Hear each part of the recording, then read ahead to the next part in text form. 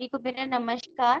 और कल आपने ऑपरेटिंग सिस्टम के बारे में शिवाली जायसवाल जी से जाना था। हम उसी से आगे आज के चैप्टर को कंटिन्यू करेंगे। किसी भी कार्य को करने के लिए जब हमारे पास कोई प्रतिफल होता है, जब तो हम बात करेंगे सबसे माइक्रोसॉफ्ट विंडोज पर कार्य करने के पश्चात और इसको समझने के पश्चात आप किन अधिगम प्रतिफलों की प्राप्ति कर पाएंगे। तो इन पर एक नजर डाल लेते हैं।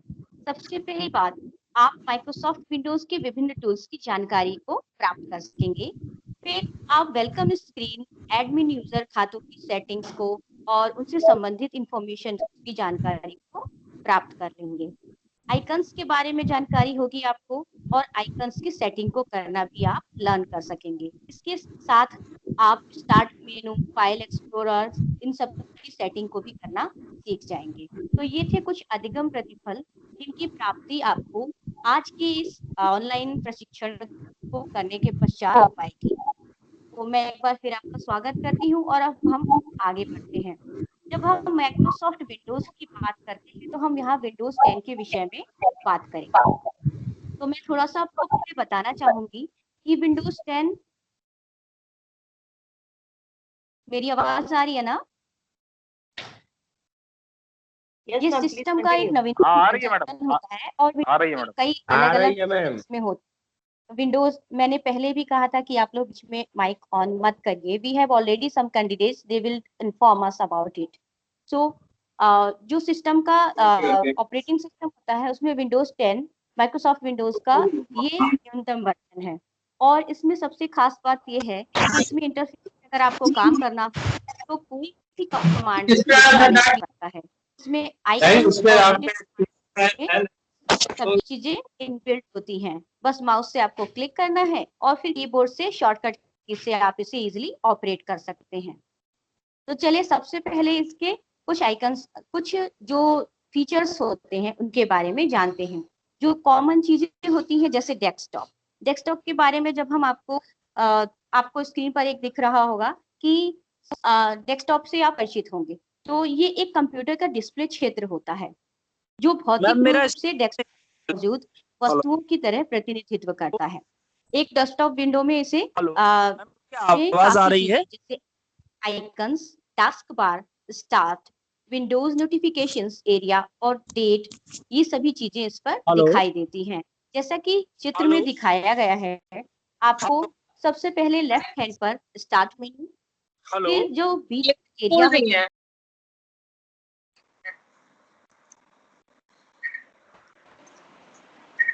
मैम वीडियो शो नहीं हो रही है। आप सभी से निवेदन है बीच में अपना माइक ना करे प्लीज। प्रेजेंटर को बहुत प्रॉब्लम हो जाती है, तो कृपया कोई भी बीच में जो है इंटरप्ट ना करे, अपना माइक ना ओपन करके कोई भी बात नहीं पूछेगा। आपको जो भी कहना है चैट पर कहिए और हमारे सारे जो मेंबर्स हैं वो देख लेंगे, आपकी बात को सुन लेंगे।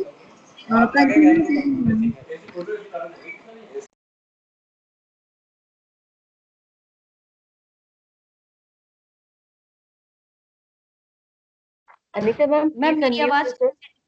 यस मैम, यस जी, मेरी आ रही? ओके। तो हम बात कर रहे थे डेस्कटॉप की। तो डेस्कटॉप के बारे में आप जैसा कि चित्र में देख पा रहे हैं कि इसमें डिफरेंट टूल्स होते हैं। तो जिन टूल्स के विषय में आपको मैं जानकारी देना चाहूंगी वो है, जैसे आप लेफ्ट हैंड पर देखेंगे नीचे एक स्टार्ट मेनू होता है। इसके बाद आप कुछ आइकन्स देख पा रहे हैं। टास्क बार है जिसमें डिफरेंट टाइप के आइकन्स आपको दिख रहे हैं और इसमें आप जब टास्क बार को देखते हैं इसके जस्ट राइट हैंड पर आपको नोटिफिकेशन एरिया दिखाई देता है। तो ये डेस्कटॉप के कुछ टूल्स होते हैं जिन पे हम वर्क करते हैं।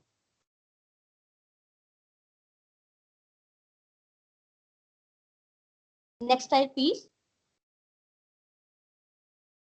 अब बात आती है कि विंडोज 10 में अगर आप वर्क करते हैं तो उसमें वॉलपेपर को कैसे बदलते हैं।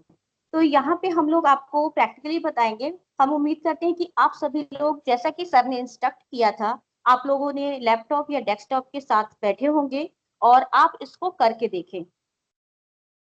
अगर आप इसको सामने करके देखेंगे तो आप इजीली इसको सीख पाएंगे और कुछ जानकारी आपको स्वतः प्राप्त हो जाएगी। तो जब आप विंडोज 10 में वॉलपेपर की बात करते हैं हम, तो वॉलपेपर को बदलने के लिए डेस्कटॉप इसे डेस्कटॉप पृष्ठभूमि यानी डेस्कटॉप बैकग्राउंड भी कहा जाता है। विंडोज 10 में आपको अपना वॉलपेपर मिलने की ये भी अनुमति देता है। मीन्स आप अपने आप भी कुछ वॉलपेपर्स को बदल सकते हैं। इसमें कुछ इनबिल्ट वॉलपेपर्स प्रदान किए गए होते हैं और आपको इसके लिए क्या करना है कि डेस्कटॉप में किसी भी खाली जगह पर राइट क्लिक करना है और राइट क्लिक करते ही आपके पास एक ड्रॉप डाउन मेनू आ जाएगा। जब ड्रॉप डाउन मेनू आ जाएगा तो उसमें आपको नीचे की तरफ एक पर्सनलाइज लिखकर बटन आएगा। आप उस ड्रॉप डाउन मेनू में उसको सेलेक्ट कीजिए और उसके पश्चात नेक्स्ट स्लाइड प्लीज। वॉलपेपर को बदलने के लिए किसी भी वॉलपेपर पर क्लिक कर दीजिए और अपने मनपसंद चित्र को चयन करके आपका जो वॉलपेपर है वो बदल जाएगा उस पर क्लिक करते ही। इसके साथ ही आप कई जो वॉलपेपर होते हैं, जो बैकग्राउंड होते हैं, वो आप डाउनलोड करके अपने मनपसंद जो चित्र होते हैं वो बैकग्राउंड में नहीं दिख रही है मैम, स्लाइड नहीं दिख रही है। स्लाइड रन हो रही है। You may have some network problems, so please आप लोग ध्यान से सुनिए इसको। अगर स्लाइड नहीं दिख रही है तो अभी आपको निशा मैम ने, शिवाली मैम ने बताया है कि आप लोग जो असाइनमेंट्स है, जो फाइल है, उनमें सब कुछ अपलोड किया हुआ है, आप वहां से इजीली देख सकते हैं। अभी आप बहुत ही ध्यान से इस चीज को सुन लीजिए प्लीज। जी thank you. So should I continue?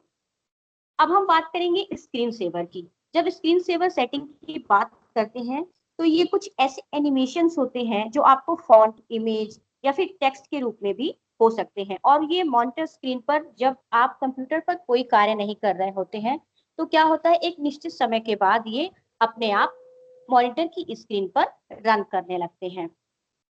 और जब स्क्रीन पे जितनी भी सूचनाएं होती हैं, मीनवाइल जब आप जितना भी कार्य उस पर कर रहे होते हैं तो वो उसको ढक देता है, मीन्स उसको छिपा देता है। अब आप इसको करेंगे कैसे, तो इसके बारे में एक बार जानते हैं। आप सेटिंग्स में जाइए, पर्सनलाइज पर जाइए, फिर उसके बाद लॉक स्क्रीन पर जाइए और स्क्रीन सेवर सेटिंग्स को सेलेक्ट कर लीजिए।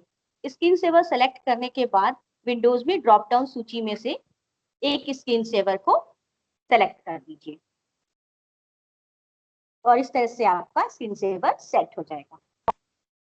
विंडोज के बारे में जब हम बात करेंगे तो सबसे पहले जान लेंगे कि ये है क्या। विंडोज 10 में यदि आपने कोई भी एक्टिव मोड में आपका कोई एप्लीकेशन है तो ये क्या होता है कि जब भी आपने वर्क किया होगा किसी कंप्यूटर में या डेस्कटॉप में तो आपने देखा होगा कि एक ग्रीन कलर का, आप सामान्य भाषा में कह सकते हैं कि ये ग्रीन कलर की पट्टी या रेखा या लाइन आ जाती है।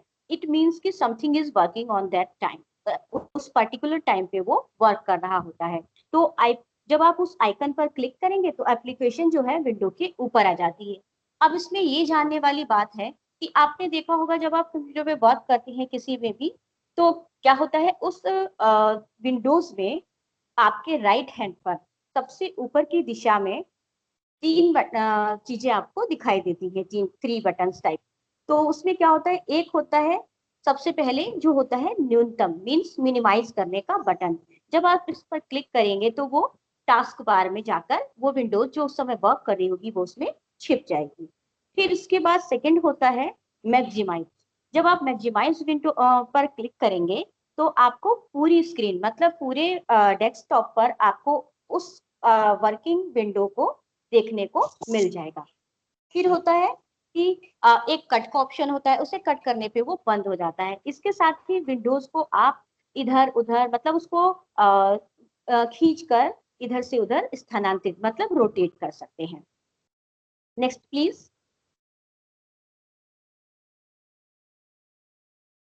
जी, स्टार्ट मेनू जो होता है वो एक एप्लीकेशन में पहुंचने का मुख्य बिंदु होता है। इसे खोलने के लिए आपको क्या करना है, इसके दो तरीके हैं।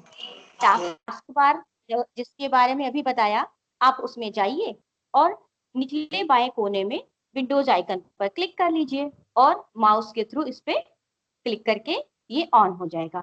दूसरा तरीका है कि जो आपकी कीबोर्ड है उस पर आप इसकी जो ऑप्शन होती है उसकी को दबा दीजिए और आपका ये स्टार्ट मेनू ऑन हो जाएगा। अब विंडोज 10 में जो दूसरी खास बात है ये कि इसमें स्टार्ट मेनू में 2 पैन होते हैं, इसको हम समझ लेते हैं, जिसे सामान्य भाषा में, हिंदी भाषा में हम कहेंगे तो बायां फलक। बायां फलक आप किन किन कार्यों में यूज कर सकते हैं? खाता की सेटिंग बदल सकते हैं और किसी उपयोगकर्ता के साथ लॉगिन करने के लिए मेन्यू के शीर्ष पर उपयोगकर्ता नाम पर क्लिक करके इस पर जा सकते हैं। और ज्यादातर प्रयोग की जाने वाली जो आपकी एप्लीकेशंस होती हैं, जिन्हें आप मैक्सिमम टाइम्स यूज करते हैं, वो भी इस पर ये पहुंचा सकता है। एक एप्लीकेशन के बगल में एक छोटा सा तीर उस एप्लीकेशन के साथ छोटे गए हाल के डॉक्यूमेंट्स की एक सूची के साथ उसको सब मेनू में ओपन करके आपको दिखा देता है। अपने फोल्डर और फाइल को नेविगेट करने के लिए फाइल एक्सप्लोरर में जाकर भी इसको खोल सकते हैं। कंप्यूटर की सेटिंग्स जैसे इंटरनेट कनेक्शन, डेस्कटॉप की पृष्ठभूमि मीन्स बैकग्राउंड, इसको भी आप चेंज कर सकते हैं। अच्छा, कंप्यूटर को बंद करने के लिए विभिन्न विकल्पों का प्रयोग भी इसके थ्रू ही कर सकते हैं। मीन्स आपको डिफरेंट जो ऑप्शंस मिलते हैं वो यहाँ पर मिल जाते हैं स्टार्ट मेनू में। कंप्यूटर को इंस्टॉल में जितने भी एप्लीकेशंस इंस्टॉल होते हैं वो यहाँ से आप इजीली देख सकते हैं। अब हम बात करते हैं दाहिने फलक की।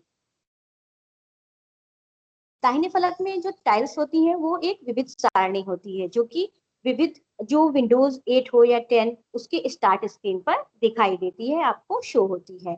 माउस बटन पर दबाकर या क्लिक कर कर इन टाइल्स को अलग अलग जगह पर आप शिफ्ट कर सकते हैं और खींच सकते हैं।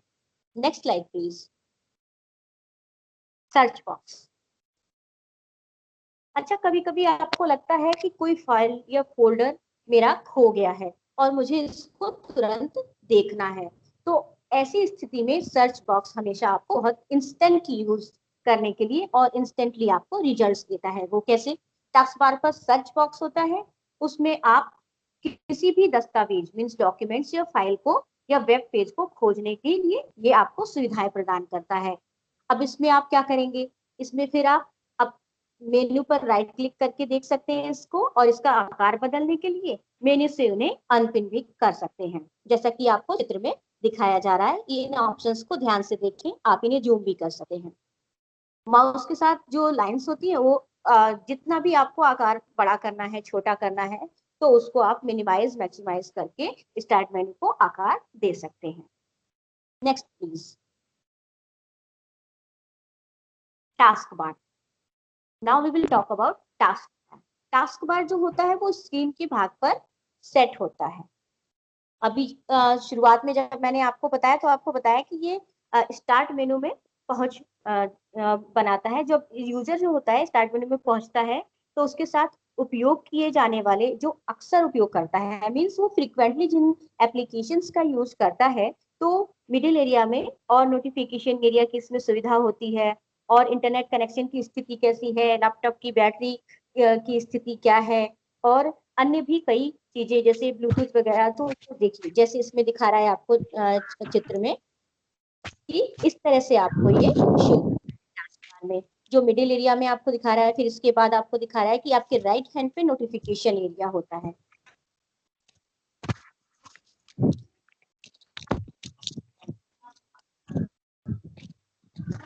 एक और पिन किए गए जो अनुप्रयोग होते हैं मीन्स एप्लीकेशंस होते हैं, वो जब तक टास्क बार में तब तक दिखाई देते हैं जब तक आप उन्हें अनपिन नहीं कर देते हैं, अदरवाइज वो वहीं पर शो होते हैं। अब हम जानते हैं कि टास्क बार पर एप्लीकेशन को पिन कैसे किया जाए, तो इसके लिए आप क्या क्या स्टेप्स को फॉलो करेंगे। आपको जिस एप्लीकेशन को पिन करना है सबसे पहले उसे सर्च कर लेंगे, फिर आप स्टार्ट मेन्यू में पिन करना चाहते हैं तो उसको सर्च करेंगे और एप्लीकेशन पर राइट क्लिक करेंगे, मीन्स उस एप्लीकेशन पर राइट क्लिक करेंगे, फिर मेन्यू के शीर्ष पर जाकर मोर बटन पर क्लिक कर देंगे, मीन्स उसे चुन लेंगे, सेलेक्ट करेंगे। फिर सेलेक्ट करने के बाद उसे pin to task bar option को सेलेक्ट कर लीजिए। इस तरह से आपकी जो वो एप्लीकेशन होगी जिसे आप पिन करना चाहते हैं वो टास्क बार में पिन हो जाएगी। अब जिस तरह से आपने पिन किया है, अब आपको लग रहा है कि उसको मुझे अनपिन करना है, तो क्या करेंगे, आप फिर से क्या करेंगे, अनपिन करने के लिए टास्क बार में आइकन पर राइट क्लिक करेंगे और टास्क बार से आपको अनपिन ऑप्शन मिल जाएगा और इसको आप सेलेक्ट कर देंगे तो जो आपकी एप्लीकेशन पिन थी वो अनपिन हो जाएगी। अब एक नोटिफिकेशन एरिया, इसकी हम बात कर लेते हैं। अभी आपको बताया जो राइट हैंड में नोटिफिकेशन एरिया को ये शो करता है।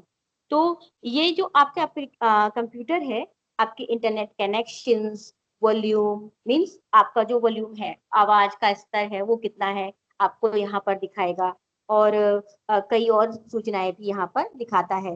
तो सबसे पहले अधिसूचना क्षेत्र में सीमित मात्रा में चिन्ह दिखाई देते हैं, मींस वहां पे लिमिटेड होते हैं। लेकिन जब आप इस पर आइकन पर देखने के लिए बाईं ओर ऊपर के तीर पर क्लिक करते हैं तो आपको मोर ऑप्शंस इसमें शो हो जाता है। Next slide please.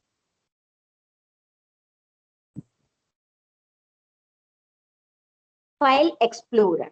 अब हम बात कर रहे थे स्टार्ट मेन्यू की, उसके बाद टास्क बार। तो जब आप टास्क बार में देखेंगे तो आपको एक येलो कलर का, मीन्स एक आम भाषा में कहें तो एक येलो कलर का आपको फाइल नुमा एक आकृति दिखती है। तो ये जो फाइल एक्सप्लोरर है यही है, ये फाइल प्रबंधन अनुप्रयोग होता है। इसमें विंडोज ऑपरेटिंग सिस्टम द्वारा फाइल और जो फोल्डर होते हैं उनको ब्राउज करने के लिए इसका ही हम यूज करते हैं। जो उपयोगकर्ता होता है उसको कंप्यूटर में जितनी भी स्टोर्ड फाइल्स होती हैं उनको नेविगेट करने के लिए, एक्सेस करने के लिए ये ग्राफिकल इंटरफेस उसको प्रोवाइड करता है। फाइल एक्सप्लोरर तक पहुंचने का जो मुख्य तरीका है वो क्या है, अभी आपको बताया मैंने कि टास्क बार में फोल्डर आइकन जो बना हुआ है उस पर आप क्लिक कर देंगे और आइकन पर क्लिक करने के बाद आपकी फाइल एक्सप्लोरर विंडो खुल जाएगी। Next slide please.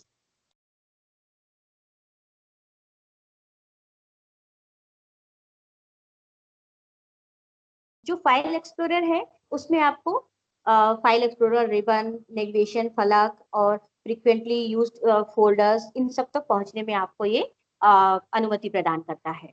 अब हम बात करते हैं, लास्ट स्लाइड प्लीज,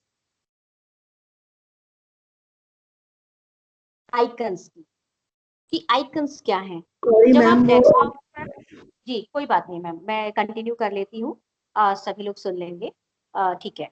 तो हम बात कर रहे थे आइकन्स की। तो आप आइकन्स के बारे में कैसे जानेंगे, जब आप डेस्कटॉप की स्क्रीन पर देखते हैं तो आपको कुछ चित्र दिखाई देते हैं जो अलग अलग बॉक्स टाइप में दिखते हैं। तो इन्हीं को आइकन कहा जाता है। जैसे कि रिसाइकल बिन वगैरह, इस तरह से आपने देखा होगा, my computer, recycle bin, this PC, इस तरह से कई ऑप्शंस मिलते हैं। तो ये ही है हमारे आइकन्स।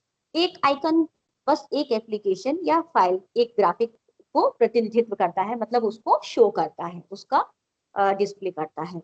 किसी भी आइकन को खोलने या एक्सेस करने के लिए बस उस पर आपको क्या करना है, जब भी आप खोलते हैं आपको ये बात अच्छे से पता होगी कि उस पर बस आपको डबल क्लिक करना है और अगर आप सिंगल क्लिक भी करते हैं तो ओपन का ऑप्शन आ जाता है और आप उस पर क्लिक करके इसे ओपन कर सकते हैं।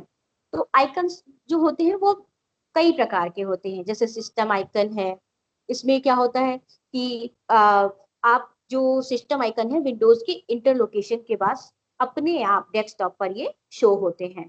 जो सिस्टम आइकन है वो my computer, my document, Internet Explorer, my network places, recycle bin, इस तरह से इसमें होते हैं।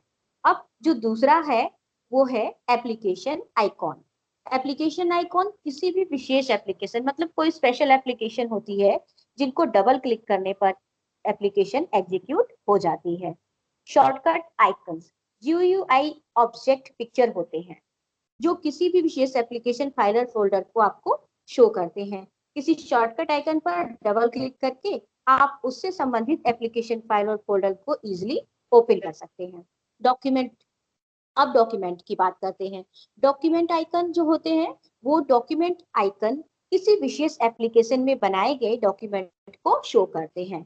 इनमें एक एप्लीकेशन का लोगो होता है जिससे वह डॉक्यूमेंट बनाई गई होती है। डॉक्यूमेंट आइकन पर डबल क्लिक करने के बाद आप उस डॉक्यूमेंट को डॉक्यूमेंट विंडो में ओपन कर सकते हैं। कॉमन डेस्कटॉप आइकन्स को ऐड और रिमूव करना।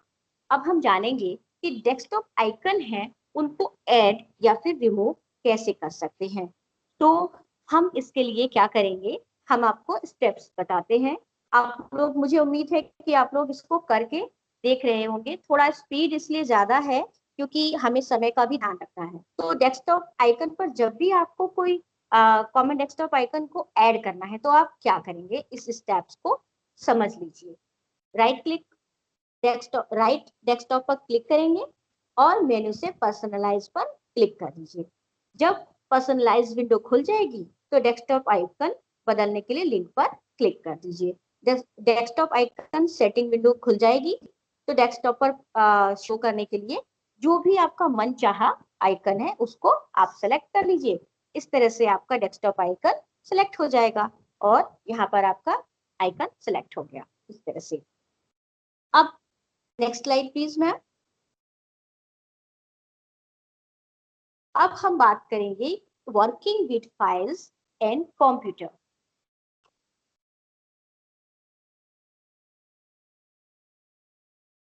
जी, फाइल्स एंड फोल्डर्स। अब इसमें हम बात करते हैं फाइल्स एंड फोल्डर्स की। मुझे पूरी उम्मीद है कि आपको ये बहुत अच्छे से पता होगा कि क्योंकि सबसे ज्यादा फ्रिक्वेंटली यूज हम इसको करते हैं कि कैसे किसी फाइल को ओपन करें, उसको डिलीट करें, रीनेम करें, कॉपी करें, मूव करें या फाइल्स को, नेस्टिंग फाइल्स को।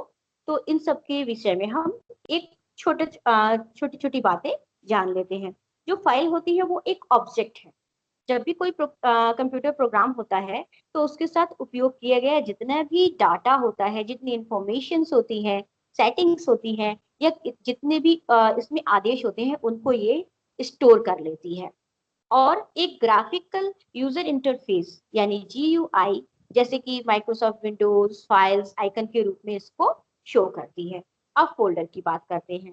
फोल्डर जिसे हम लोग क्या कहते हैं, डायरेक्टरी के रूप में से इसलिए कहा जाता है। इसमें कंप्यूटर की फाइल सिस्टम पर एक स्पेशल फाइल के रूप में शो होती है और इसमें अन्य फाइल और फोल्डर भी शामिल होते हैं। अब सीखते हैं कि हम एक नए फोल्डर को कैसे क्रिएट करते हैं। अगर आप कर रहे हैं तो आप क्या करिए कि अपने कंप्यूटर पे या डेस्कटॉप पे फोल्डर, उप फोल्डर यानी सब फोल्डर, निर्देशिका और उप फोल्डर को बनाने के कई कई तरीके हैं जिनमें हम कुछ तरीकों को जान लेते हैं। होम टैब पर न्यू फोल्डर आइकन पर क्लिक कीजिए और आपको ऑप्शन खुलकर आ जाएगा। विंडोज के सभी संस्करण में आप माउस से राइट क्लिक करिए और न्यू फोल्डर पर क्लिक करके आप नया फोल्डर बना लीजिए। अब आपको इसको कॉपी कैसे करना है, तो विंडोज अपने माइक्स ऑफ कर लीजिए प्लीज।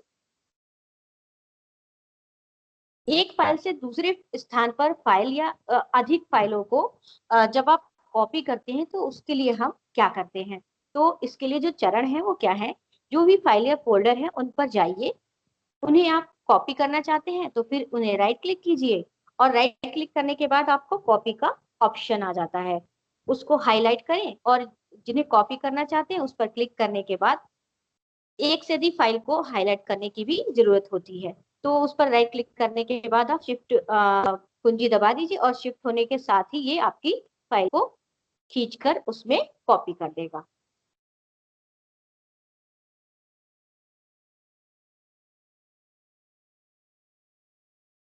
फोल्डर या अन्य जिस जगह पर आप फाइल को कॉपी करना चाहते हैं, फाइल मेनू पर जाइए और राइट क्लिक करिए और फिर उस जगह पर जहां पे आप इसको पेस्ट करना चाहिए चाहते हैं उसमें पेस्ट कर दीजिए और आपका फोल्डर वहां पे शो करने लगेगा।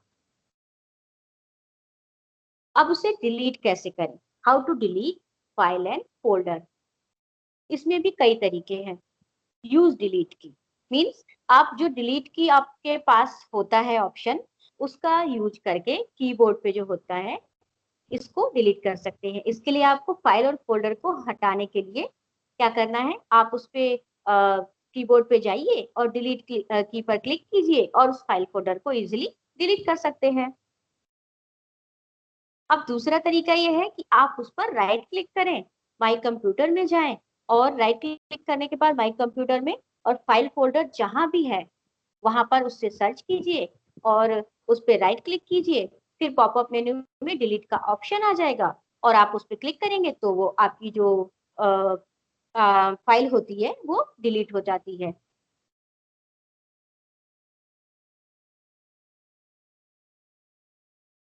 How to move file and folder.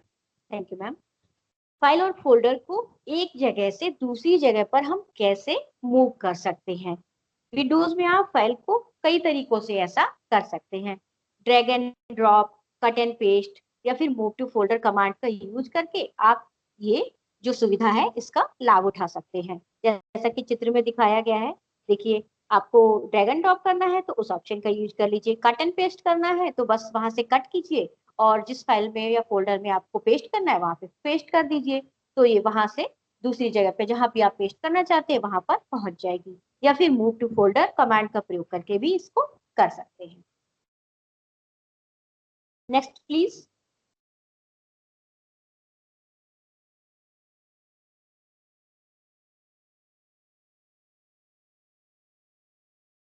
Renaming file and folder. अब आप कभी भी चाहते हैं कि किसी फाइल का आपको नाम बदलना है या फिर उसको दोबारा से कोई नाम देना है किसी भी फाइल और फोल्डर में, तो आप क्या करेंगे। तो इसके लिए आप फाइल और फोल्डर को हाईलाइट कीजिए, उस पर राइट क्लिक कीजिए और रीनेम कर दीजिए। रीनेम जैसे ही करेंगे आप तो उसमें आपको ऑप्शन आ जाएगा रीनेम में और आप उसमें दोबारा से कोई भी नाम जो आप देना चाहते हैं उसमें दे सकते हैं। दूसरा क्या है तरीका कि आप इसके बाद फाइल पर जाकर एक बार सिंगल क्लिक करें, कुछ सेकंड पर आपको वेट करना होगा, फाइल को फिर से क्लिक कीजिए और फाइल या फोल्डर नाम से चारों ओर एक बॉक्स जैसे कि आपको चित्र में दिख रहा है वो प्रदर्शित होगा और उसको हटाकर आप नया नाम इसमें लिख सकते हैं और आप इस तरह से उसकी रीनेमिंग कर देंगे। Next slide please.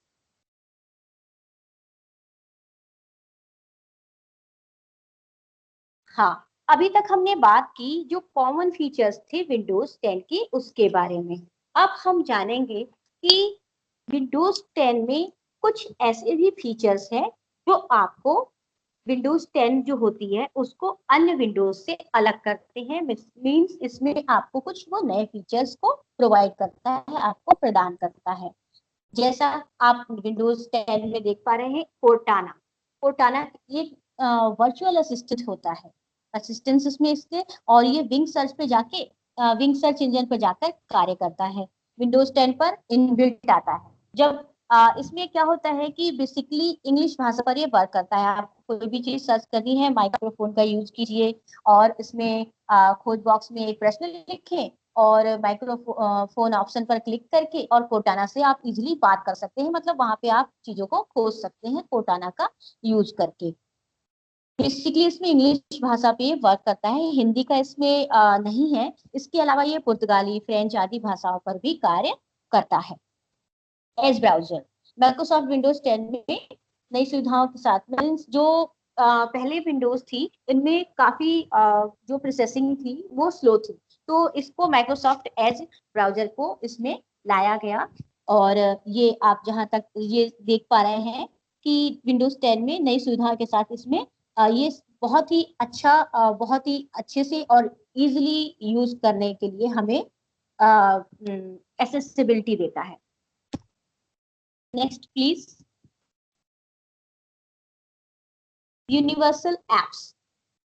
Universal apps जितने भी उपकरण हैं उनमें अधिक सहज मतलब इजीली आप इसको यूज करें और सहज रूप से बनाने के लिए मीन्स आसानी से बनाने के लिए माइक्रोसॉफ्ट यूनिवर्सल ऐप एक सॉफ्टवेयर की इन्होंने ऐसी शुरुआत की जिसमें हम समान कोड्स का यूज करते हैं लेकिन इंटरफेस आपके हाथ के डिवाइस के अनुरूप अनुकूलित मतलब उसको उसके अनुकूलित करके आप उसके कार्य कर सकते हैं। सॉरी।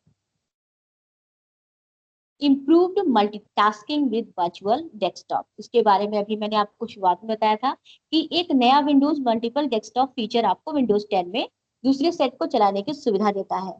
जैसे कि दूसरे स्क्रीन पर लेकिन जब भी भौतिक मॉनिटर के तौर पर आप काम करते हैं और ओपन विंडोज और ऐप को प्रबंधित कर सकते हैं, मीन्स इसको यहाँ पर मैनेज कर सकते हैं। Next please. कॉन्टिनम। कॉन्टिनम क्या है? ये हाइब्रिड लैपटॉप टैबलेट उपकरणों के लॉन्च के साथ माइक्रोसॉफ्ट ने इससे मोड टैबलेट या टैबलेट की भी स्विच करने के लिए मतलब ये आपको प्रोवाइड कराता है सुविधा। Action centre. विंडोज 10 का एक नया तरीका इसमें मिलता है हमें, जिसमें एक्शन सेंटर, जहां पर एक स्थान पर आप सभी सूचनाओं को एक साथ देखने के लिए देख पाते हैं। Sorry, next please. तो सॉरी, माइक्रोसॉफ्ट विंडोज ने एक्सबॉक्स, मीन्स ये कुछ नए ऐसे फीचर्स है 3-4 जिनमें आपको विंडोज 10 को पहचानने में आपको सुविधा मिलेगी कि हाँ, इन ऑप्शंस का भी आप बहुत अच्छे से यूज कर पाते हैं। जैसे कोटाना के बारे में हमने बात करी, तो इसी तरह से एक्सबॉक्स एक ऐप है जो इसमें हमें विंडोज 10 में मिलता है। तो माइक्रोसॉफ्ट ने विंडोज 10 पर चलने वाले प्रत्येक प्रकार के डिवाइस के लिए एक्सबॉक्स ऐप को लॉन्च किया, जो एक गेमिंग ऐप है। तो इस तरह से आपने ऑनलाइन प्रशिक्षण में माइक्रोसॉफ्ट विंडोज 10 के विषय में जाना। मैं उम्मीद करती हूँ कि आप सब इसको करके देख रहे होंगे, क्योंकि यहाँ पर यही बाध्यता थी कि जब भी आपको ये ट्रेनिंग करनी है, क्योंकि हम लोग कंप्यूटर से रिलेटेड ट्रेनिंग कर रहे हैं, तो आपको अपने साथ एक डेस्कटॉप या फिर एक लैपटॉप की व्यवस्था रखनी है, क्योंकि अगर आप इसको सुनते रहेंगे तो आप इसको नहीं सीख पाएंगे इतना अच्छे से, अगर हम एक लेमैन के रूप में बात करें तो। हाँ, और ये ऐसी चीजें थी जो आप फ्रिक्वेंटली यूज करते होंगे और आपको सब पता होगा। तो ये माइक्रोसॉफ्ट विंडोज 10 के बारे में सॉरी हमने बात की, और कुछ इसमें फीचर्स थे जिनके बारे में हमने बात की। और इससे रिलेटेड अगर आप लोगों का कोई क्वेश्चन है तो प्लीज आप सभी लोग चैट बॉक्स में लिख दीजिए। हम यहाँ पर समाप्ति करते हैं, क्योंकि अगला भी सेशन है, तो आपको 2 मिनट दिए जाते हैं। आप लोग क्वेश्चन चैट बॉक्स में लिख दीजिए और हम उसको सॉल्व करने की कोशिश करेंगे। धन्यवाद।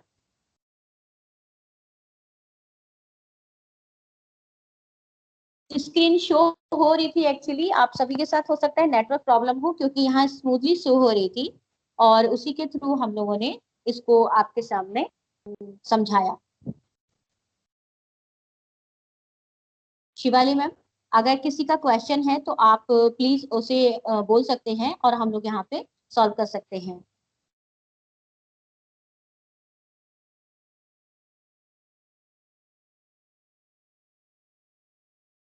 Hello everyone.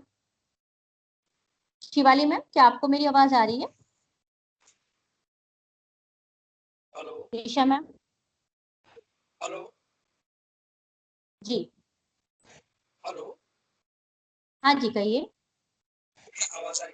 मैम एक्चुअली ऐसा हो रहा है कि जब हम इसको मीटिंग में ज्वाइन कर रहे हैं तो कभी हाँ कभी जी। मल्टीपल जो ऑप्शन दे दे रहा है वो, और उसके बाद जी पार्टिसिपेंट्स की मैम लिस्ट जैसे अभी दिख रही है, वो पार्टिसिपेंट जी। की लिस्ट वैसे दिखती है, फिर वो स्क्रीन शो नहीं होती है।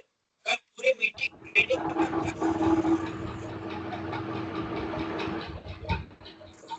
आप सभी लोग प्लीज अपने माइक्स ऑफ रखिए, इस तरह से हम किसी की क्वेरी भी नहीं ले पाएंगे और आगे का सेशन लेट होगा। तो मुझे लगता है कि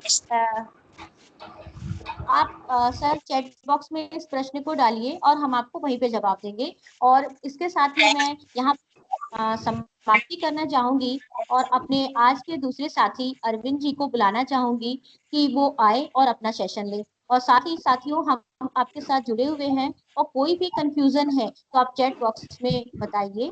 अच्छा, एक कंफ्यूजन है, फाइल एक्सप्लोरर और विंडो एक्सप्लोरर सेम होती है क्या? इन सभी चीजों का जवाब हम आपको चैट बॉक्स में देते हैं। और इस बीच में बुलाना चाहूंगी अरविंद जी को। तो अरविंद जी आइए, एक बार हम सभी का माइक म्यूट कर देते हैं क्योंकि बहुत डिस्टरबेंस है। तो निशा मैम प्लीज सबका माइक म्यूट कर दीजिए।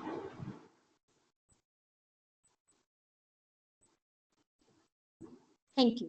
अब मैं बुलाना चाहूंगी अरविंद जी को। साथियों, आप जितना अच्छे से इस खेल को करेंगे उतना ही तेजी से सीखेंगे। और Arvind ji please now it's over to you. Shivali ma'am आपकी आवाज नहीं आ रही है। या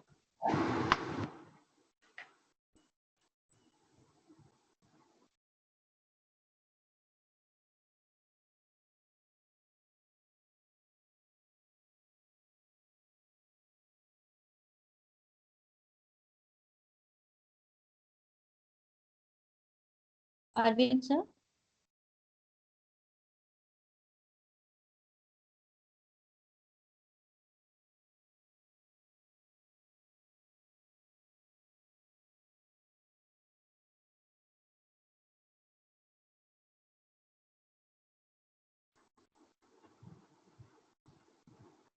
हाँ, हेलो अरविंद जी, आपकी आवाज ऑडिबल नहीं है हम सबको।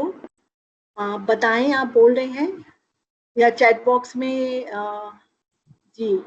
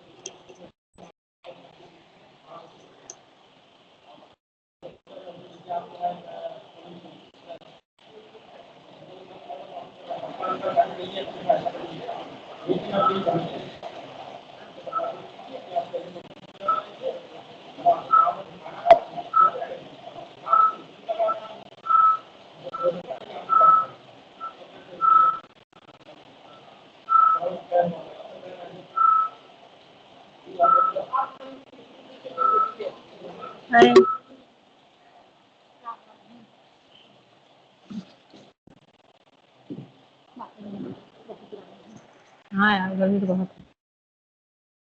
प्लीज सभी लोगों से रिक्वेस्ट है कि वो अपना माइक ऑफ कर ले। अरविंद सर आपकी आवाज नहीं आ रही है तो प्लीज चेक कर लीजिए कनेक्शंस। जानवर के जैसे नहीं बनाया जाता बसने से ऋचा शुक्ला जी प्लीज अपना माइक ऑफ करेंगे आप। Thank you.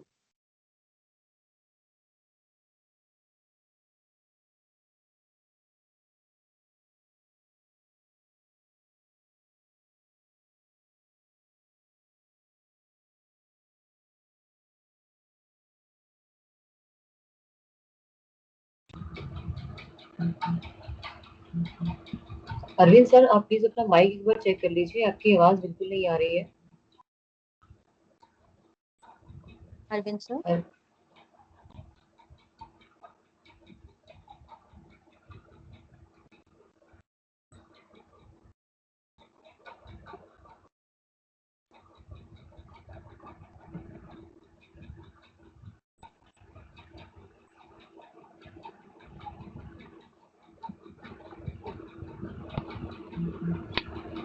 कि अरविंद सर दोबारा रिज्वाइन कर रहे हैं और कुछ नेटवर्क इशू की वजह से उनकी आवाज़ क्लियर नहीं आ पा रही थी। कुछ लोगों के क्वेश्चंस थे कि उनको असाइनमेंट और पीपीटी नहीं मिल रही है। तो आप सभी लोग इसी सेम प्लेटफॉर्म पे माइक्रोसॉफ्ट टीम में जब आप ओपन करते हैं विंडो, आपको एक सेक्शन दिखाई देता है फाइल्स। तो फाइल सेक्शन में आप जाइए और वहां जाने के बाद आपको सभी पीपीटी नाम के साथ अपलोडेड की हुई है। PPT by Sadaf, PPT by Shivali, Anita, ऐसे करके आपको पीपीटी वहां मिल जाएगी और पर डे की पीपीटी वहां पे है। एंड एक सेक्शन है असाइनमेंट डे 1, तो वो आप वहां से डाउनलोड करेंगे और असाइनमेंट पूरा करके एक पीडीएफ के रूप में उसको आप सेव करने के बाद सेम इसी फाइल सेक्शन में आपको सबमिट करना है। सबमिट करने के लिए उस फोल्डर का नाम आप इस तरीके से लिखेंगे। सपोज अगर मुझे करना है तो मैं लिखूंगी चंदौली निशा डे 1। तो बिल्कुल ऐसे ही आप अपनी फाइल अपने डिस्ट्रिक्ट के नाम के साथ वहां सेव करेंगे। आपका पहले डिस्ट्रिक्ट का नाम, आपका पहला नाम और उसके बाद किस डे का आपने असाइनमेंट सबमिट किया है। डे 1 है तो डे 1। तो इस तरीके से आप इस फोल्डर को रीनेम करके और फाइल सेक्शन में ही सबमिट करेंगे और उसको यहाँ से फिर चेक किया जाएगा। अरविंद सर ने ज्वाइन कर लिया है। अरविंद सर अपना माइक ऑन करिए प्लीज। मैम एक मिनट, मैं अलीगढ़ से धर्मेंद्र बोल रहा हूँ और मैंने परसों ही बता दिया था कि मेरा जो है पासवर्ड से ओपन नहीं हो रहा है और मुझे किसी भी तरह की पीपीटी नहीं मिल पा रही है। मैं आपने जो लिंक भेजा है उसी से ज्वाइन कर रहा हूँ। मुझे मैं माइक्रोसॉफ्ट टीम से ओपन नहीं हो पा रहा हूँ, तो मुझे कुछ पता ही नहीं चल रहा है। ठीक है और सर, आप एक मैंने काम करिए। परसों शिकायत की थी, अभी तक ना मुझे नया पासवर्ड भेजा गया है ना मैं सही से जुड़ पा रहा हूँ। शिकायत सेम प्रॉब्लम हियर। मैं डॉक्टर जगमोहन सिंह एटा से, मेरे साथ भी यही प्रॉब्लम है। ठीक है सर, कोई बात नहीं। आप एक काम करिए, आज के दिन पे अपने चैट बॉक्स में सेम मैसेज आप डाल दीजिए कि आपका नाम क्या है और आईडी पासवर्ड आपका रिसेट करना है। ये मैसेज आप डाल दीजिए, फिर यहाँ एससीईआरटी से आपको पासवर्ड मिल जाएगा। Okay, thank you ma'am. Okay okay sir, thank you. Arvind sir, आपको मेरी आवाज आ रही है? प्लीज अपना माइक ऑन करिए।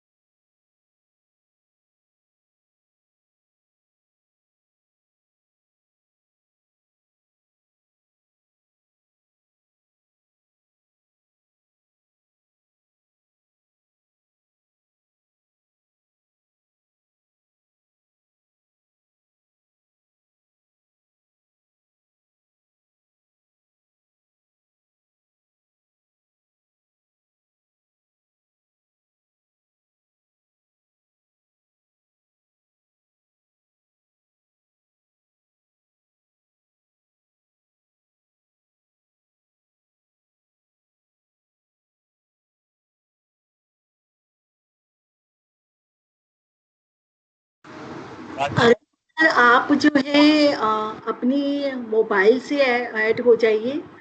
पीपीटी आपकी विमल सर रन कर देंगी। कोशिश है नहीं विमल वो।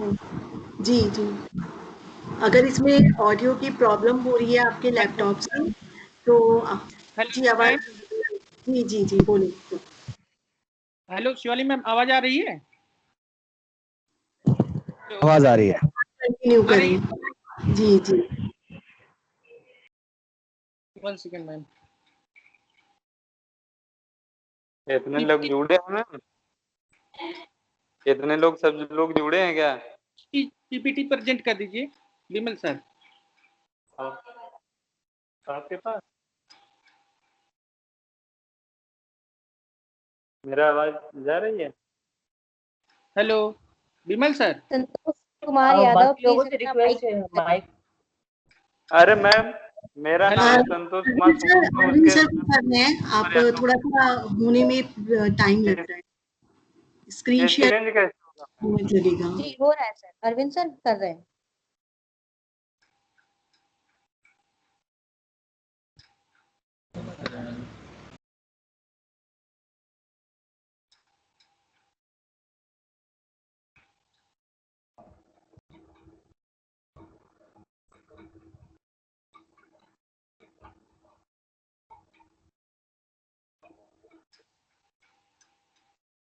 अनीता मैम आवाज आ रही है? जी सर बिल्कुल क्लियर है, यू मे कंटिन्यू।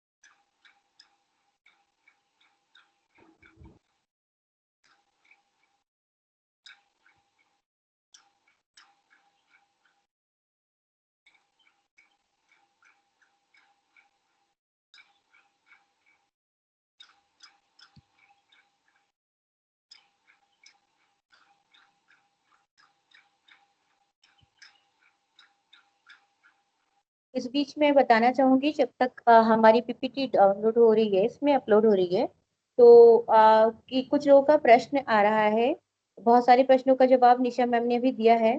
तो आप लोग पीपीटी जो हम लोग प्रेजेंट कर रहे हैं, ये सब आप लोगों को आपके ग्रुप पर दे दी जाएगी, और इस पे भी हम लोगों ने अपलोड कर दी है। तो आप लोग को कोई भी क्वेरी है, जैसे अभी किसी ने प्रश्न पूछा था कि कोर्टाना क्या है और इसको प्रैक्टिकली करके दिखाइए, तो in half an hour it is not possible to use every feature on this. तो इसलिए आपसे कहा गया था कि इसको यूज करके आप देखते रहिए साथ में। चलिए अब स्टार्ट हो गया है। So now it's over to Arvind sir. Good morning. आप सभी शिक्षकों का राज्य शैक्षिक अनुसंधान और प्रशिक्षण परिषद की तरफ से आयोजित कंप्यूटर ट्रेनिंग प्रोग्राम में स्वागत है। आज प्रशिक्षण का तृतीय दिवस है। मैं अरविंद पीएस सुनहु समैसा अंबेडकर नगर से इस वेबिनार में आपको chapter 3 working with educational tool को लेकर उपस्थित हुआ हूं। आशा करते हैं कि आप इस प्रशिक्षण से कुछ न कुछ अवश्य सीखेंगे। किसी भी प्रशिक्षण का कोई ना कोई उद्देश्य होता है, जिसको हम अधिगम प्रतिफल या प्रशिक्षण के उपरांत जो हम सीखते हैं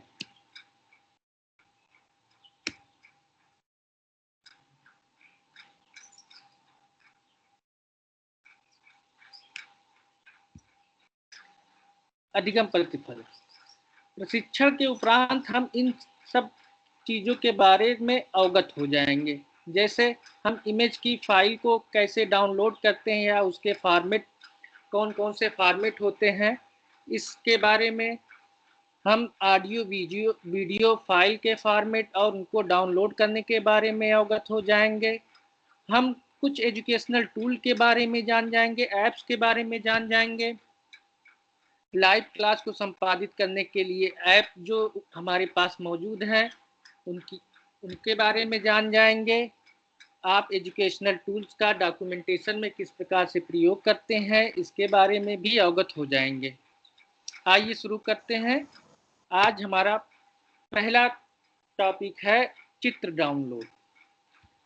अक्सर हम सभी चित्र को डाउनलोड करते रहते। इमेज हमारे जीवन में हर जगह कोई ना कोई इधर उधर जाता है तो फोटो क्लिक कर लेता है। वो इमेज हम उसको सेव करके रखते हैं, एक दूसरे को भेजते हैं, चाहे व्हाट्सएप के माध्यम से, चाहे फेसबुक के माध्यम से या अन्य किसी माध्यम से भी भेजते हैं। लेकिन हम जिसको भेजते हैं उसे उस फोटो को डाउनलोड करना पड़ता है। इसका कई प्रकार से प्रयोग कर सकते हैं। अब सामान्यतः तीन तरह के जो है तरीके होते हैं जिससे हम इमेज को डाउनलोड करते हैं, वेबसाइट द्वारा या सोशल मीडिया द्वारा या स्क्रीनशॉट द्वारा। हम अपने मोबाइल में स्क्रीनशॉट ले सकते हैं। हम इमेज डाउनलोडर ऐप का भी प्रयोग करते हैं। कुछ वेबसाइट होती हैं जिसमें इमेज को डाउनलोड करने के लिए कोई क्लियर लिंक नहीं होता है, कोई क्लियर ऑप्शन नहीं होता है, जिसे हम डाउनलोड करने के लिए अन्य ऐपों की सहायता लेते हैं।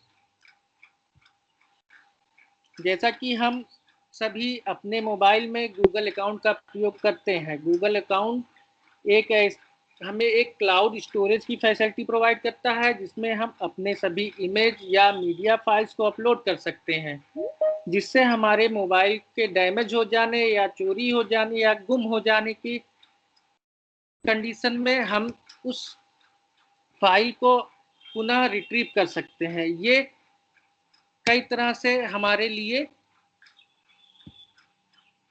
आगे हम देखते हैं क्या क्या सावधानियां हमें बरतनी चाहिए इमेज और पिक्स को डाउनलोड करने के लिए। सबसे पहले कोई भी इमेज अगर हम डाउनलोड करते हैं तो उसे पहले स्कैन कर लेना चाहिए किसी भी एंटीवायरस सॉफ्टवेयर द्वारा। किसी भी ट्रस्टेड साइट से ही या वेब पेज या कोई सोर्स हो वहीं से जो है इमेज को डाउनलोड करना चाहिए, अन्यथा उससे वायरस आने का खतरा ज़्यादा रहता है। फाइल की साइज अगर आपको बहुत ज़्यादा लग रही है, जो एक्सपेक्टेड साइज है या उससे कम लग रही है, तो मे भी हो सकता है कि उसके अंदर कुछ ना कुछ वायरस या मैलिशियस प्रोग्राम्स हो, जिससे जो आपके कंप्यूटर या मोबाइल डिवाइस को हार्मफुल कर सकते हैं। हम यहाँ पे जो है कुछ इमेज फॉर्मेट के बारे में जानेंगे। इमेज फॉर्मेट जैसे JPEG, joint photographic experts group, इसमें हम जितने भी हमारी मीडिया फाइल्स होती हैं, जैसे कोई पिक्चर कहीं पे फोटो कैमरे से खींची जाती है या जिसमें हाई क्वालिटी की फोटो हमें चाहिए होती है, वो इस प्रकार के एक्सटेंशन की फाइलों में होती है। जो फाइल एक्सटेंशन होता है उसमें एक निश्चित प्रोटोकॉल होता है जिससे वह प्रदर्शित मॉनिटर या किसी को प्रिंटर या किसी अन्य डिवाइस के माध्यम से पिक्चर को प्रदर्शित करने के उसमें इंस्ट्रक्शन दिए रहते हैं। एक्सटेंशन का अपना अपना शॉर्टकट होता है, जैसे PNG file, PNG portable network graphics. इस तरह की फाइलों को हम अधिकतर वेब साइटों में इस्तेमाल करते हैं। वेबसाइटों को हमें तेज बनाने के लिए हमें लो फाइल साइज की और हाई क्वालिटी की इमेज की आवश्यकता होती है, जिससे हम अपनी वेबसाइट को जल्दी से जल्दी लोड कर सकें। GIF ग्राफिक्स इंटरचेंज फॉर्मेट, इस तरह की फाइलें अधिकतर हम एनिमेशन के लिए प्रयोग करते हैं। इसी तरह हम आगे देखते हैं PDF फाइल, जो हम बहुतायत में प्रयोग करते हैं। PDF का प्रयोग हम किसी भी डाटा को शेयर करने के लिए करते हैं। ये भी एक इमेज की फाइल है जिसमें हम डाटा को एक जगह से दूसरी जगह बिना इंफॉर्मेशन लॉस हुए ही भेज सकते हैं। आगे बढ़ते हैं।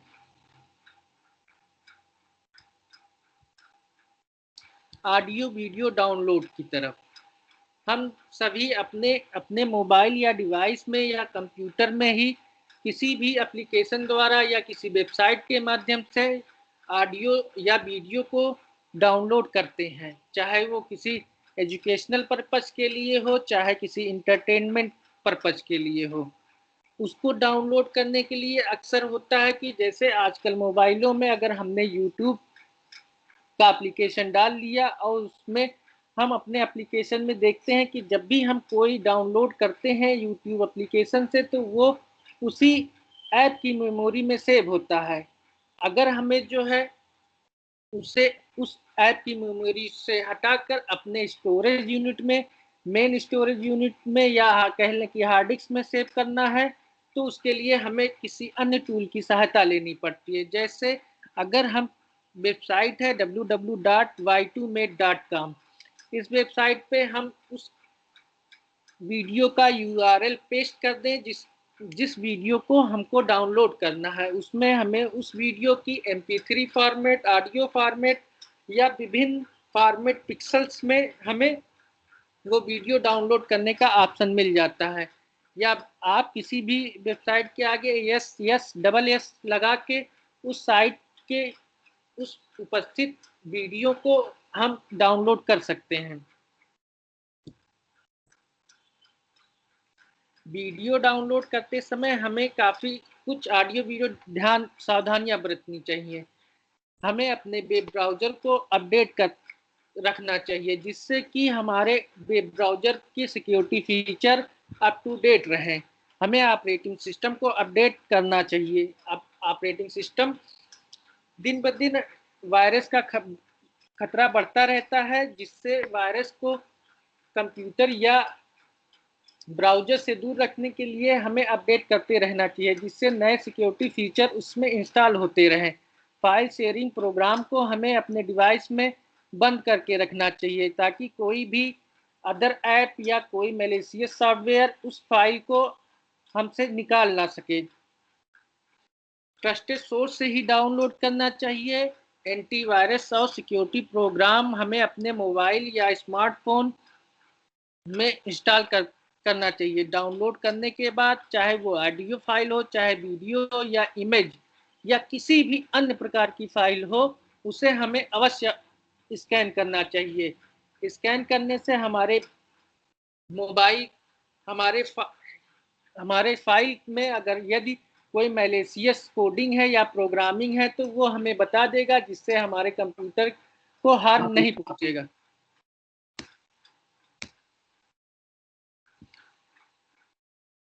Audio download. ऑडियो की फॉर्मेट भी कई तरह के होते हैं, जैसे uncompressed audio, lossy compressed audio file और lossless compressed audio file. Uncompressed audio formats वो होते हैं जिसमें हम फाइल को जो फाइल को एडिट करते हैं, क्रिएट करते हैं, उसमें इफेक्ट डाल देते हैं, उसके बाद पूरी तरह से उसमें इंफॉर्मेशन होता है। ओरिजिनल रॉ फाइल वो अनकम्प्रेस्ड ऑडियो फाइल होती है। लॉसी कंप्रेस्ड फाइल वो फाइल होती है जिसे कंप्रेस करने के बाद उसमें से इंफॉर्मेशन या डिटेल कम हो जाती है, या कहिए कि उसकी क्वालिटी कम हो जाती है। जैसे MP3, अगर MP3 को हम कई बार कंप्रेस करते रहते हैं तो उसकी क्वालिटी घटते हुए चली जाती है, जिससे हमें उसकी साइज के साथ उसकी क्वालिटी भी घटती रहती है। Lossless compressed file, lossless compressed file वो होती है जिसमें जो है फाइल कंप्रेस तो होती है लेकिन उतनी कंप्रेस नहीं होती जितनी लॉसी कंप्रेस ऑडियो फाइल्स होती हैं। इस फाइल्स में वो एक हद तक ही कंप्रेस होती है जिससे कि उसमें से डाटा या इंफॉर्मेशन ना हट जाए।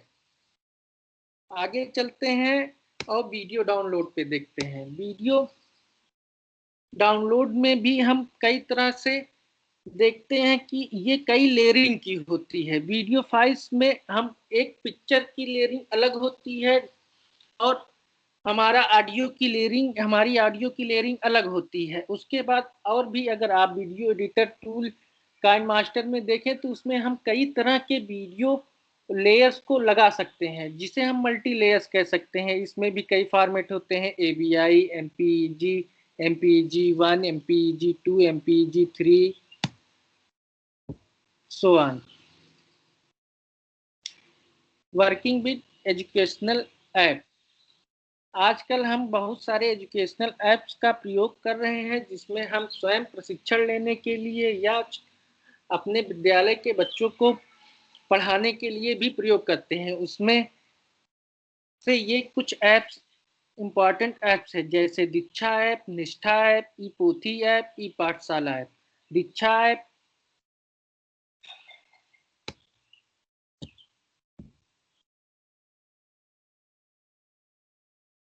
दीक्षा ऐप NCT द्वारा बनाया गया है। ये एक ई-लर्निंग ऐप है जिसे स्टूडेंट, टीचर या अभिभावक भी उसमें जुड़ सकता है। इस ऐप को हमें इंस्टॉल करना होता है, प्ले स्टोर से इंस्टॉल कर सकते हैं। उसके बाद हम उसे ओपन करके उसमें अपनी भाषा चुन सकते हैं। अपनी भाषा चुनने के बाद हम क्या करते हैं, टीचर हैं, स्टूडेंट हैं, उसको सेलेक्ट कर लेते हैं। उसके बाद हम अपने बोर्ड को सेलेक्ट करते हैं, मीडियम सेलेक्ट करते हैं, क्लास भी सेलेक्ट कर लेते हैं।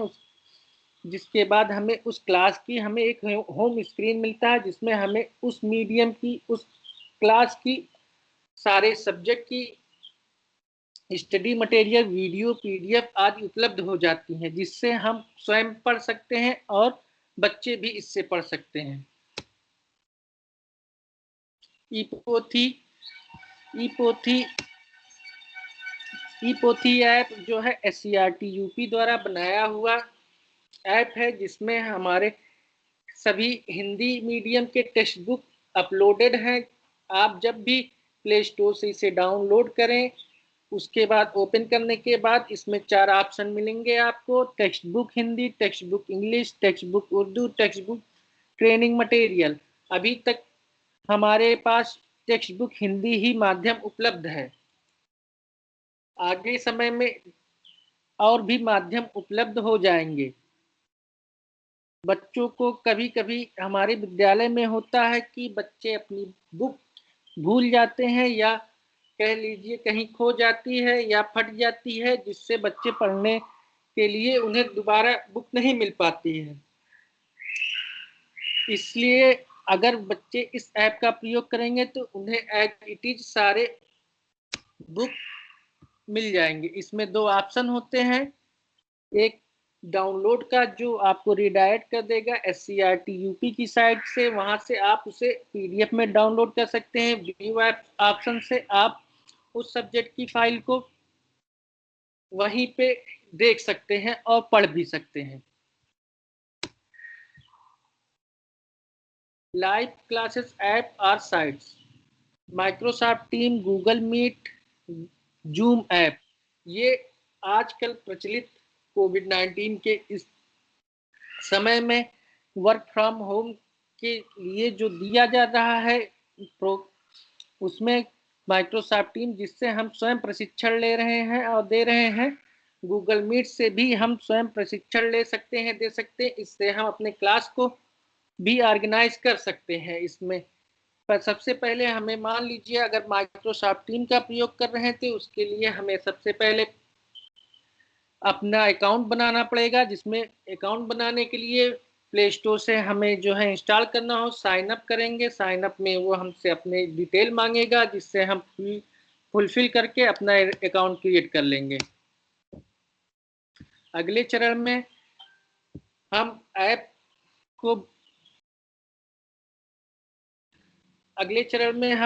को यूज करते हैं, उसे ओपन करते हैं, यूजर नेम पासवर्ड डालते हैं। उसमें कई सारी चीजें जो वर्क कर सकते हैं, जैसे फाइल को शेयर कर सकते हैं, एक्टिविटी कर सकते हैं, चैट कर सकते हैं और क्लासरूम को भी अटेंड कर सकते हैं। जैसे हम मीटिंग अटेंड कर रहे हैं, वैसे हम अपने बच्चों के लिए क्लासरूम को भी ऑर्गेनाइज कर सकते हैं।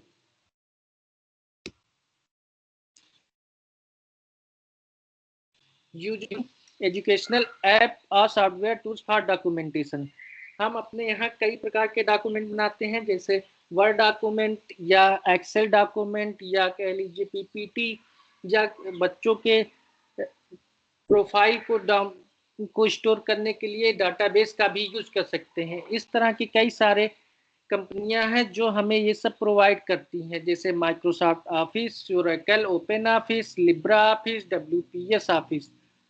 ओरेकल ओपन ऑफिस एक ओपन सोर्स ऑपरेटिंग एक सॉफ्टवेयर, ओपन सोर्स सॉफ्टवेयर है, जिसे खरीदने की आवश्यकता नहीं होती है और इसमें हम अपना सारा काम कर सकते हैं। Word processor tool, word processor tool में हम देखते हैं MS वर्ड आ जाता है हमारा, जिसमें हम अपने टेक्स्ट को जो है आसानी से लिख सकते हैं। इसमें हम डॉक्यूमेंट बना सकते हैं, जैसे एप्लीकेशन भी लिख सकते हैं या किसी लेटर को भी लिख सकते हैं। इसमें सरलता से शब्द को जोड़ा हटाया जा सकता है, पैराग्राफ को एक स्थान से दूसरे स्थान पे स्थानांतरित किया जा सकता है। इसी तरह जैसे MS वर्ड काम करता है, उसी तरह हमारा गूगल डॉक भी काम करता है। इसे आप ऑनलाइन कर सकते हैं।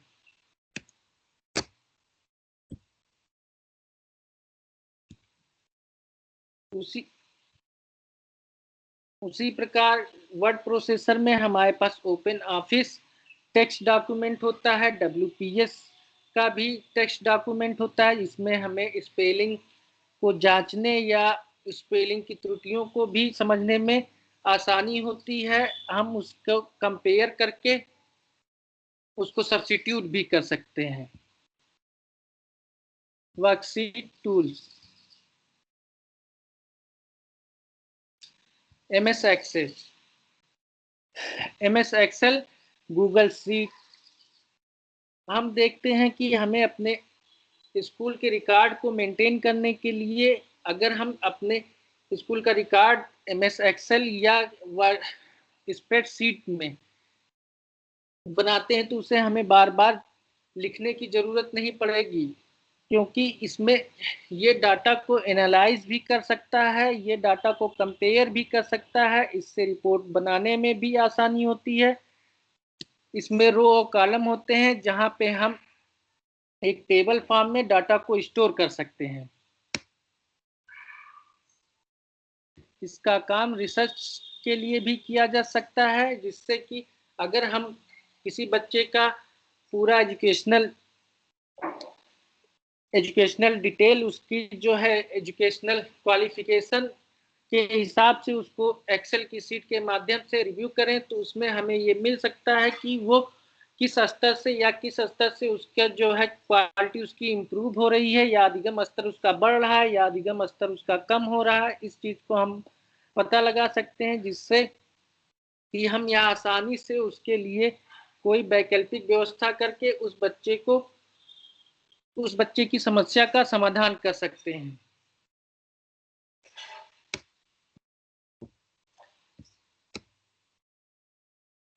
Presentation tool, PPT, MS power point.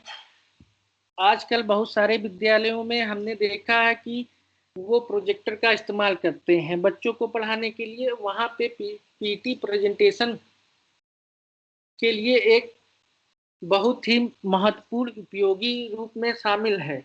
PPT को देखने के कई विकल्प होते हैं। इसमें जो स्लाइड होती है उसको हम परिवर्तित भी कर सकते हैं, उसमें एनिमेशन लगा सकते हैं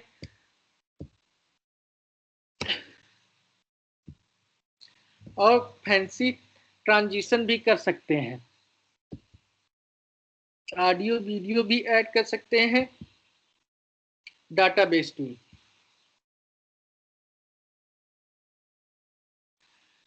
डाटाबेस एक स्ट्रक्चर्ड इंफॉर्मेशन का एक ऑर्गेनाइज कलेक्शन होता है, जिसे आसान शब्दों में डाटाबेस के सिस्टमेटिक कलेक्शन को डाटाबेस कहते हैं। सिस्टमेटिक कलेक्शन, अगर हम एक टेबल को बनाते हैं तो उसमें देखते हैं कि एक रो होता है, एक कॉलम होता है।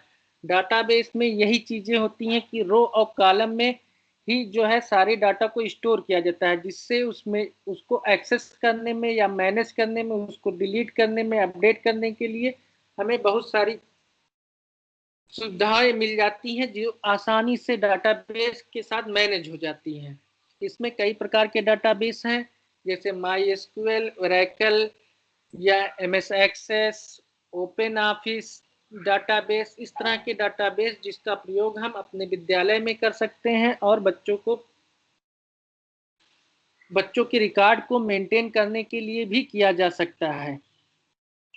डाटाबेस अक्सर रिलेशनल डाटा RDBMS जो इसमें होता है वो रिलेशनल डाटाबेस मैनेजमेंट सिस्टम होता है, जिससे हम दो टेबलों को या कह लीजिए दो, अगर बच्चों का रिकॉर्ड है तो उससे हम कंपेयर कर सकते हैं, जिससे हमें दोनों बच्चों के प्रोग्रेस में या दोनों बच्चों में क्या डिफरेंसेस हैं उसको पता करने में आसानी होती है। Thank you.